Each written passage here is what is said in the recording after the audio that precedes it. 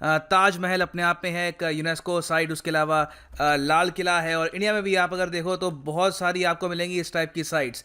For example यहाँ पे आप देख पाओगे आगरा फोर्ट है, ताजमहल यहाँ पे लिखा हुआ है, सन टेम्पल है। तो ये सब तो है यूनेस्को की टेंजेबल कल्चरल हेरिटेज। ठीक है, टेंजेबल मतलब जिसको आप छू सकते हैं।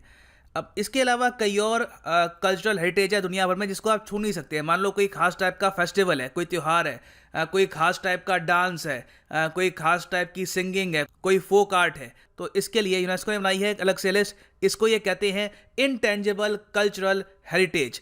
इसमें एक बहुत ही ज़रा स्पेशल नाम आपको मिलेगा, कुंभ का।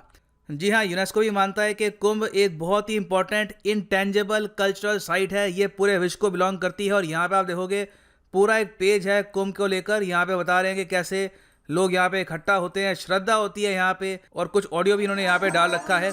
तो प्रॉपर तरीके से इन्होंने यहाँ पे कवरेज करी है कुंभ की। और इस वीडियो में हम बात करेंगे कि इस बार का जो कुंभ है ये कंट्रोवर्सी इसको लेकर क्यों हो रही है, और नेपाल के राजा इस बार के कुंभ मेले में क्यों आए हैं। ना पहली बात तो ये जान लो कि इस बार का जो कुंभ मेला है ये बहुत ही खास इसलिए है क्योंकि ये हो रहा है हरिद्वार में। कुंभ मेला हरिद्वार में होता है हर 12 साल में एक बार। और वैसे आप अगर देखो तो 12 साल में 4 बार कुंभ मेला होता है वेरियस लोकेशंस पर। कभी ये होगा उज्जैन में, कहीं कभी ये होगा यहाँ पर प्रयागराज में, कभी हरिद्वार में होगा। इस बार का देखो खास इसलिए भी है क्योंकि वैसे हरिद्वार में होता है हर 12 साल में, मगर इस बार डेट्स को देखते हुए ये 12 साल के इंटरवल के बजाय 11 साल के अंतराल के बाद हो रहा है। ये 80 साल में पहली बार हो रहा है कि जो हरिद्वार कुंभ है ये 12 साल के अंतराल में नहीं हो रहा, ये हो रहा है सिर्फ 11 साल के अंतराल में। ना ये मैं मेंशन कर दूं कि हाल ही में कुंभ को लेकर कुछ यहाँ पर फेक न्यूज़ भी छपी है। फॉर एग्जांपल कई लोग हैं जो ये वाली जो पर्टिकुलर फोटो है ना इसको सर्कुलेट कर रहे हैं और ये कह रहे हैं कि देखो कुंभ में इतने लोग इकट्ठे हो गए। देखिए वैसे आप अगर ये जो लोकेशन है हरिद्वार की आप अगर देखें तो बिल्कुल यहाँ पे लाखों लोग इकट्ठे होते हैं। कुंभ एक बहुत ही इंपॉर्टेंट इवेंट है इन हिंदू रिलीजन, मगर इस बार देखिए क्या है कि फुटफॉल काफ़ी कम है, काफ़ी कम लोग यहाँ पे इकट्ठा हो रहे हैं एक्चुअली। और ये जो यहाँ पे फोटो आपको दिख रही है ना, ये जो कई लोग जो सर्कुलेट कर रहे हैं ये काफ़ी टाइम पहले की फ़ोटो है प्रयागराज की, ये इस टाइम की फ़ोटो है नहीं। हालांकि देखिए बिल्कुल कंसर्न यहाँ पर बिल्कुल है कि इतने सारे लोग इकट्ठा होंगे, पेंडेमिक का टाइम चल रहा है, कोविड फैल ना जाए। मगर गवर्नमेंट ने यहाँ पे कुछ स्टेप्स भी उठाए हैं। उत्तराखंड की सरकार ने इंश्योर किया है कि जो लोग यहाँ पे एंटर कर रहे हैं, जो यहाँ पे निकल रहे हैं, उनका कुछ हद तक टेस्ट हो, टेम्परेचर टेस्ट हो, और जिस हद तक भी सोशल डिस्टेंसिंग ये करवा पाएँ ये करने की कोशिश करें।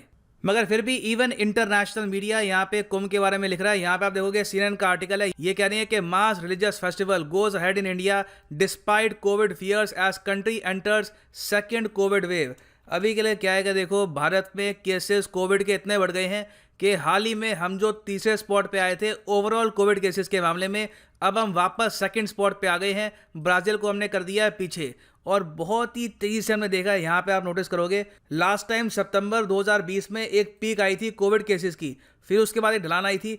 अब हम देख रहे हैं एक शार्प राइज आया है कोविड केसेस का इन अप्रैल 2020। तो अब यहाँ पर देखना होगा कि जो ये पहाड़ी है ये कहाँ तक जाएगी, यहाँ पर जाएगी या फिर एक टाइम पे आके रुक जाएगी, उसके बाद ढलान आएगी।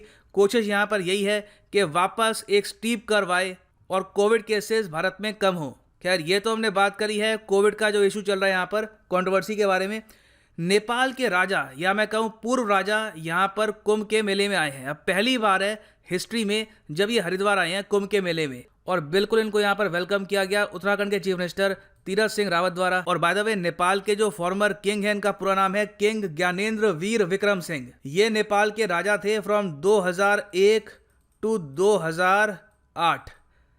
आपको पता होगा फिर 2007-8 के बीच में जो कम्युनिस्ट पार्टी ऑफ नेपाल है इन्होंने यह इंश्योर किया कि नेपाल पहली बात तो एक हिंदू राष्ट्र ना रहे, और दूसरी बात नेपाल के जो राजा की एक पोजीशन है ये हट जाए। ओवरऑल जो मोनार्की है ये नेपाल में हटा दी जाए। मोनार्की की जगह यहाँ पर नेपाल में ये लोग ले आए प्रेसिडेंट सिस्टम जो भारत में है। हालांकि इंटरेस्टिंग बात यह है कि नेपाल के जो ये फॉर्मर राजा हैं इन्होंने फिर 2012 में मतलब हटने के 4 साल बाद यहाँ पर एक इंटरव्यू में ये कहा कि एक दिन मैं वापस लौटूंगा as the king of Nepal. और जब इनसे पूछा गया कि क्या आप पॉलिटिक्स में वापस आओगे, पार्टी बनाओगे, इलेक्शन लड़ोगे, तो इन्होंने यहाँ पर कहा कि नहीं, मैं लौटूंगा as the king of Nepal. और हाल ही में आप अगर देखो तो नेपाल में एक के बाद एक जो करप्शन के केसेस सामने आए हैं, जिस तरीके से केपी ओली ने बहुत ज़्यादा मिसमैनेजमेंट करी है नेपाल में लिटरली ये जो स्लोगन है ये वापस आ चुका है कि राजा आओ देश बचाओ। ये नेपाल का एक बहुत ज़्यादा लोकल एक स्लोगन है। और आज के समय देखो नेपाल में कई राइट विंग पॉलिटिकल पार्टीज हैं जिनकी दो मेन यहाँ पर डिमांड है। एक तो राजा को वापस रीइंस्टेट करो, मोनार्की लेके आओ, और दूसरी बात यह है कि नेपाल को फिर से बनाओ एक हिंदू राष्ट्र। अब यहाँ पे आप पूछोगे ठीक है हिंदू राष्ट्र वाली बात अलग बात है, दैट कैन बी डिस्कस्ड, मगर यहाँ पे राजा को अगर ये लोग वापस लाते हैं तो खुद का नुकसान नहीं करेंगे, डेमोक्रेसी खत्म नहीं हो जाएगी। तो देखो यहाँ पर ये लोग बात कर रहे हैं यूके स्टाइल मोनार्की की, जहाँ पर राजा होंगे इंस्टेड ऑफ प्रेसिडेंट, मगर जो मेन पावर है वो रहेगी प्राइम मिनिस्टर के पास, मतलब कि डेमोक्रेसी भी यहाँ पर बनी रहेगी। इन सिंपल वर्ड्स आप कह सकते हैं इलेक्टोरल मोनार्की की यहाँ पर बात की जा रही है। और उसके बाद हमने ये भी देखा है कि हाल ही में फरवरी 2021 में जो नेपाल के फॉर्मर राजा इन्होंने ये भी कहा कि नेपाल को मोनार्की चाहिए। नेपाल को आज के समय जो कम्युनिस्ट पार्टीज हैं ये नहीं संभाल पा रही, नेपाल को प्रॉपर मोनार्की चाहिए ताकि कंट्री में जो डिफिकल्ट डिसीजंस हैं ये प्रॉपरली लिए जा सकें। ना क्वेश्चन यहाँ पर यह आता है कि क्या ये वापस पावर में आ सकते हैं। देखो अभी के लिए नेपाल में पॉलिटिकल इंस्टेबिलिटी अभी भी बनी हुई है। इलेक्शन बताया जा रहा था कि हो सकता है कि 2021 के अंत में हो, अभी के लिए कुछ कंफर्म है नहीं। लग रहा है कि हो सकता है कि इलेक्शन वापस 2022-23 के आसपास हो। मगर मैं आपको ये बता दूं कि जिस तरीके से नेपाल के आम नागरिक जो कम्युनिस्ट पार्टीज हैं उन पर विश्वास खो रहे हैं, प्रोबेबिलिटी काफ़ी हाई है कि भविष्य में जो मोनार्क हैं, जहाँ पे राजा हैं नेपाल के, ये वापस पावर में भी आ जाए किसी ना किसी फॉर्म में।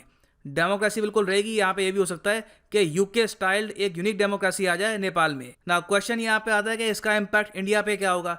देखिए इंडिया पे इसका बहुत बड़ा इम्पैक्ट होगा, काफ़ी पॉजिटिव इम्पैक्ट होगा। जब भी नेपाल में मोनार्की रही है तो उनके काफ़ी फ्रेंडली रिलेशन रहे हैं विद इंडिया। और पॉसिबिलिटी यहाँ पर यह भी है कि नेपाल के राजा यहाँ पर कुंभ फेस्टिवल को अटेंड करके एक मैसेज सेंड कर रहे हैं नेपाल में भी कि मैं आज भी लोगों के साथ जुड़ा हुआ हूँ और काफ़ी हद तक एक्टिव भी हूँ। इंटरेस्टिंग यहाँ पर यह होगा देखना कि आने वाले 1-2 साल में कि क्या ये वापस पावर में आ पाएंगे या फिर he will remain the former king of Nepal. ना यहाँ पे मैं आपसे पूछना चाहूँगा कि आपके हिसाब से क्या नेपाल में मोनार्की लौटनी चाहिए, क्या यहाँ पर राजतंत्र वापस लौटना चाहिए या नहीं, लिखेगा इसके बारे में कमेंट सेक्शन में। इसी नोट के साथ यह वीडियो का अंत।